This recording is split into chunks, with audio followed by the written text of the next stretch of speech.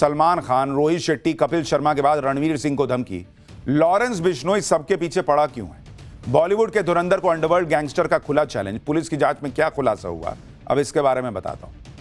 मुंबई में जिस तरह से बॉलीवुड के बड़े बड़े स्टार्स को धमकियां मिल रही हैं, फिरौती के लिए कॉल और मैसेज आ रहे हैं, घरों पर फायरिंग हो जा रही है, उसके बाद लोग कहने लगे हैं कि क्या मुंबई में एक बार फिर अंडरवर्ल्ड की वापसी हो रही है? 90 के दशक वाला दौर तो नहीं लौट रहा, क्योंकि आप देखिए कि सलमान खान, कपिल शर्मा और रोहित शेट्टी के बाद अब एक्टर रणवीर सिंह को धमकी मिली। इस बार भी धमकी लॉरेंस बिश्नोई गैंग ने दी है। रणवीर सिंह से फिरौती की मांग की गई और फिरौती न देने पर जान से मारने की धमकी मिली। लॉरेंस बिश्नोई ने बॉलीवुड स्टार्स के बीच डर का ऐसा माहौल बना दिया कि पुलिस भी अब इनको सिक्योरिटी दे रही है। बताया जा रहा है कि कई बॉलीवुड स्टार्स तो धमकी मिलने के बाद पुलिस तक पहुंच ही नहीं रहे। हालांकि रणवीर सिंह को धमकी मिलने के बाद महाराष्ट्र सरकार कह रही है कि किसी को डरने की जरूरत नहीं है, मुंबई पुलिस धमकी देने वालों को खोजेगी भी और ठोकेगी भी। बॉलीवुड इंडस्ट्री में किस कदर लॉरेंस बिश्नोई का गैंग का खौफ है, आपको आज वो भी बताऊंगा। धुरंधर फिल्म के बाद रणवीर सिंह बॉलीवुड में छाए हुए हैं, हर तरफ उनके ही चर्चे हैं। अब धुरंधर फिल्म का सीक्वल धुरंधर द रिवेंज भी अगले महीने आ रहा है। लेकिन इसी बीच रणवीर सिंह के साथ वो हुआ जो उनके लिए भी थोड़ा शॉकिंग रहा होगा। उनको धमकी मिल गई। चारों तरफ प्राइवेट सिक्योरिटी गार्ड्स तैनात हैं। अब मुंबई पुलिस भी अब 24 घंटे उनके घर की निगरानी कर रही है। मुंबई की इस ब्यू मॉन्डे सोसाइटी में रणवीर सिंह और दीपिका पादुकोण रहते हैं। बताया जा रहा है कि रणवीर सिंह अचानक हथियारबंद सिक्योरिटी के साथ चलने लगे हैं। ज्यादा सिक्योरिटी की वजह से सोसाइटी के लोगों को परेशानी होने लगी है। ऐसे में जब लोगों ने शिकायत की तो पुलिस ने रणवीर सिंह से पूछताछ की। बताया जा रहा है कि पूछताछ में रणवीर सिंह ने धमकी के बारे में पुलिस को बताया। उन्होंने बताया कि धमकी भरा वॉइस नोट और व्हाट्सएप मैसेज मिला था, जिसमें 3 से 5 करोड़ रुपए की फिरौती की मांग की गई थी। धमकी देने वाले ने खुद को लॉरेंस बिश्नोई गैंग से जुड़ा बताया था। लॉरेंस गैंग का नाम सामने आने के बाद पुलिस ने सबसे पहले रणवीर सिंह की सुरक्षा बढ़ा दी। अभी जांच की जा रही कि यह मैसेज कहां से आया था और किसने भेजा था। अभी ना तो रणवीर सिंह की तरफ से कोई आधिकारिक बयान आया है, ना ही पुलिस ने कोई खुलासा किया है। लेकिन इस थ्रेट मैसेज का कनेक्शन धुरंधर फिल्म से भी जोड़कर देखा जा रहा है। धुरंधर फिल्म का भारत में कलेक्शन 900 करोड़ रुपए पहुंच गया है और इस फिल्म ने वर्ल्ड वाइड करीब 1400 करोड़ रुपए की कमाई की है। यह फिल्म 2025 की सबसे ज्यादा कमाई करने वाली भारतीय फिल्म है। अब रणवीर सिंह के करियर को भी बहुत बड़ा बूस्ट मिला है इससे। कहा जा रहा है कि धुरंधर 2 तो इससे भी बड़ी हिट होगी। तो कहा जा रहा है कि धुरंधर की इसी मोटी कमाई के बाद क्राइम सिंडिकेट्स की नजर पर रणवीर सिंह आ गए। रणवीर सिंह को धमकी ऐसे वक्त में मिली है जब मुंबई पुलिस रोहित शेट्टी के घर पर हुई फायरिंग के मामले में ऑलरेडी जांच कर रही है और अब मुंबई पुलिस को अपनी इन्वेस्टिगेशन में पहले ही भनक लग गई थी कि बड़े बॉलीवुड स्टार्स को धमकियां मिल रही हैं। पुलिस इन्वेस्टिगेशन में पता चला था कि लॉरेंस गैंग के निशाने पर बॉलीवुड की 5 हस्तियां हैं। सूत्रों के मुताबिक 5 बॉलीवुड हस्तियों को वसूली के लिए धमकाने के कॉल आए हैं। वसूली के लिए लॉरेंस बिश्नोई गैंग का गुर्गा शुभम लोनकर सेलिब्रिटीज को धमका रहा है। बिश्नोई गैंग का गुर्गा शुभम लोनकर कौन है वो भी बताऊंगा, लेकिन पहले यह देखिए कि बॉलीवुड में लॉरेंस गैंग का खौफ इस कदर है कि महाराष्ट्र के सीएम को सामने आना पड़ा। सीएम देवेंद्र फडणवीस को कहना पड़ रहा है कि महाराष्ट्र में किसी गैंग को पैर पसारने नहीं देंगे। कोई भी गैंग हो मुंबई में हम उनको पैर पसारने नहीं देंगे।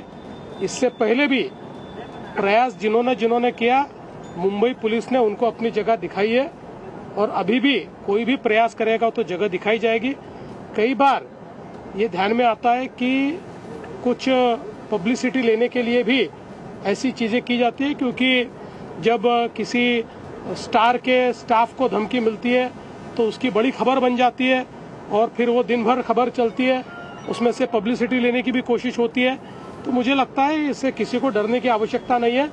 मुंबई पुलिस ये बहुत सक्षम है, ढूंढकर निकालेगी और ठोकेगी। लॉरेंस बिश्नोई का सलमान के साथ काला हिरण केस उसी वक्त से 36 का आंकड़ा दोनों का रहा है। लॉरेंस ने कई बार सलमान खान को धमकियां दी। अप्रैल 2025 में सलमान के घर पर फायरिंग भी करवाई, जिसके बाद सलमान खान की सिक्योरिटी बढ़ानी पड़ी थी। लेकिन लॉरेंस बिश्नोई सलमान खान का पीछा ही नहीं छोड़ रहा। अब लॉरेंस बिश्नोई ने सलमान खान के एक और करीबी रिश्तेदार को धमकी दी। बताया जा रहा है कि सलमान खान के रिश्तेदार को लॉरेंस बिश्नोई गैंग की तरफ से ईमेल भेजा गया है, जिसमें धमकी देने के साथ करोड़ों रुपए की फिरौती भी मांगी गई है। सलमान के परिवार ने पुलिस में शिकायत की है, जिसके बाद इन्वेस्टिगेशन शुरू हो गई है। नाम का तो खुलासा नहीं हुआ, लेकिन बताया जा रहा है कि यह शख्स खुद भी बॉलीवुड में एक्टर के तौर पर काम करता है। यानी लॉरेंस बिश्नोई गैंग जो है उस पर आरोप लग रहा है कि वो एक के बाद एक बड़े बड़े फिल्म स्टार्स को धमकी पे धमकी दिए जा रहा है। वो सवाल जो दिमाग की बत्ती जला दे। आजकल स्वदेशी को लेकर बहुत से लोग जागरूक हो रहे हैं। भारत में ही बना सामान खरीदते हैं। लेकिन आप में से कितने लोगों ने सोचा है कि वो कौन से विदेशी ब्रांड हैं जिन्हें आज तक आप भारतीय कंपनी समझकर खरीदारी करते आए? आज ऐसे ही कुछ ब्रांड्स के बारे में आपको बताता हूं। जैसे बहुत से लोग बाटा के जूते चप्पल खरीदते हैं। बाटा को ज्यादातर लोग हिंदुस्तानी कंपनी समझते हैं, लेकिन बाटा स्विट्जरलैंड की एक कंपनी है। बाटा की शुरुआत 1894 में टॉमस बाटा नाम के एक शख्स ने की थी। इसी तरह हिंदुस्तान यूनिलीवर ब्रिटिश और डच कंपनी यूनिलीवर की सब्सिडरी है। बोस के स्पीकर आप यूज करते होंगे। बोस एक इंडियन अमेरिकन अमर बोस की कंपनी है जिसका हेडक्वार्टर भी अमेरिका में। जिस कोलगेट का टूथपेस्ट आप यूज करते हैं वो एक अमेरिकी कंपनी है जिसकी शुरुआत 1807 में विलियम कोलगेट ने की थी। रेनॉल्ड्स का पेन बहुत से लोग इस्तेमाल करते हैं। इसे बनाने वाली कंपनी अमेरिका की है जिसकी शुरुआत 1945 में मिल्टन रेनॉल्ड्स ने की थी। मैगी तो कौन नहीं खाता। मैगी उस नेस्ले कंपनी का प्रोडक्ट है जो एक स्विस मल्टीनेशनल कंपनी है। तो नेस्ले तो खुद ही विदेशी है, तो मैगी भी विदेशी कंपनी का प्रोडक्ट है। लाइफ बॉय से कितने ही लोगों ने हाथ धोया होगा, नहाया होगा। इंग्लैंड की कंपनी यूनिलीवर का बनाया साबुन है। इसे कॉलेरा बीमारी से लड़ने के लिए बनाया गया था। तो ऐसी बहुत सी कंपनियां हैं और बहुत से सामान हैं जो नाम से या सालों से चूंकि हम इस्तेमाल कर रहे हैं तो हम भारतीय मान के बैठे हैं, लेकिन वो हैं विदेशी। बंगाल में बननी शुरू हुई बाबरी मस्जिद। बंगाल के ओवैसी के साथ कितने मुसलमान आए जो ममता की परेशानी बनेंगे। बाबरी पर सीएम योगी के बयान से ऐसी लगी आग, बंगाल के ओवैसी सीधे बाप तक पहुंच गए। यूपी में योगी ने कौन सा पिटारा खोला जो तीसरी बार मुख्यमंत्री बना देगा क्या? अब इसका चैप्टर। पिछले 24 घंटे से यूपी से लेकर बंगाल तक बाबरी के नाम पर घमासान मचा हुआ है। बाबरी कयामत तक भी नहीं बनेगी, यह चैलेंज यूपी से सीएम योगी ने दिया। तो उधर बंगाल में बाबरी के लिए ईंटें रखनी शुरू हो गई जो ममता बनर्जी की सियासी जमीन खिसका सकती है। बंगाल में ममता बनर्जी को बंगाल के ओवैसी लगातार चैलेंज दे रहे हैं। आप देखिए कैसे बाबरी के लिए ईंटों का पहाड़ खड़ा हो रहा है। उधर बाबरी पर सीएम योगी के बयान से भी ऐसी आग लग गई कि बंगाल के ओवैसी सीधे बाप तक पहुंच गए। यूपी से लेकर बंगाल तक कैसे बाबरी को लेकर राजनीति ने गदर मचा दिया है, आप खुद देखिए। बंगाल में मुर्शिदाबाद में आज बाबरी मस्जिद के लिए बुनियाद की ईंट रखी गई। इधर यूपी के सीएम योगी आदित्यनाथ के बाबरी वाले बयान से आग लगी पड़ी है।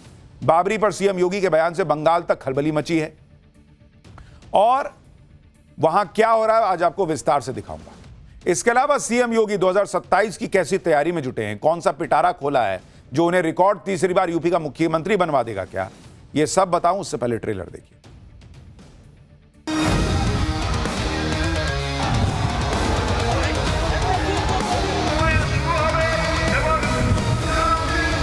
कयामत का दिन तो कभी आना ही नहीं है और इसलिए बाबरी ढांचे का पुनर्निर्माण कभी होना ही नहीं है।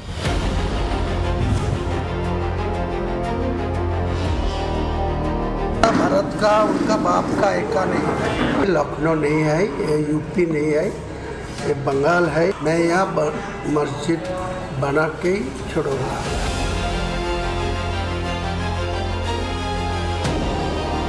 पहली बार हुआ है जब किसी मुख्यमंत्री को 10वां बजट प्रस्तुत करने का अवसर प्राप्त हुआ है यूपी जैसे राज्य में।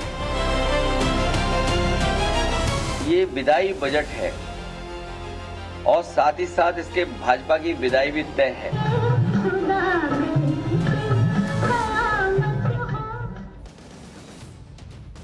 देखिए, सबसे पहले बात बंगाल की, जहां अगले कुछ महीनों में चुनाव होने हैं और इस बार ममता बनर्जी चुनाव को लेकर बहुत टेंशन में।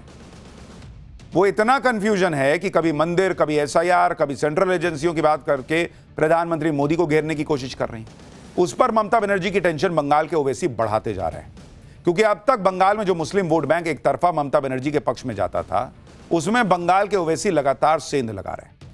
आज बंगाल के ओवैसी कहे जाने वाले हुमायूं कबीर ने अपने हाथों से मुर्शिदाबाद में बाबरी मस्जिद की बुनियाद की ईंट रख दी।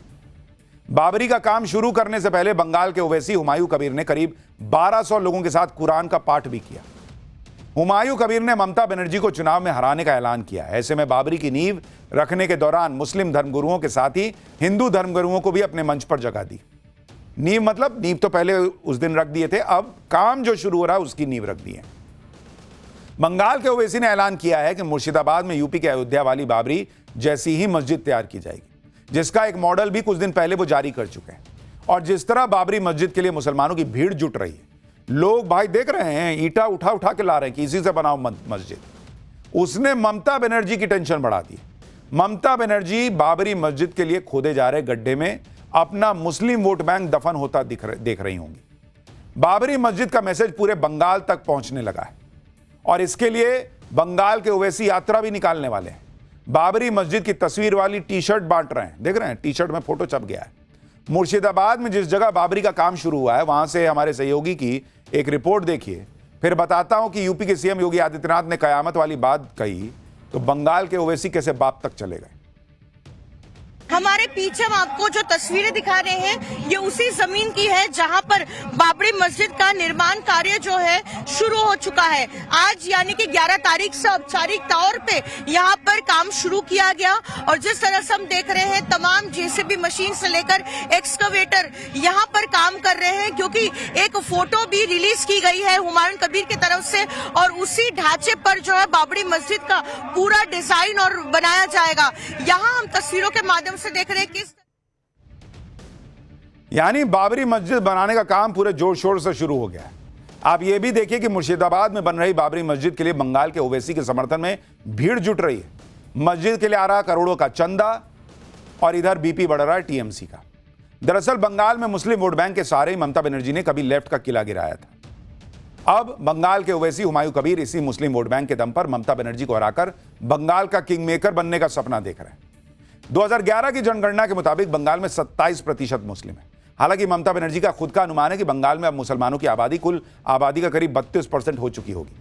बंगाल की कुल 130 विधानसभा सीटों में मुस्लिम वोटर्स का सबसे अधिक प्रभाव है, जबकि 130 में से 90 विधानसभा सीटों पर मुस्लिम वोट गेम चेंजर साबित होते हैं।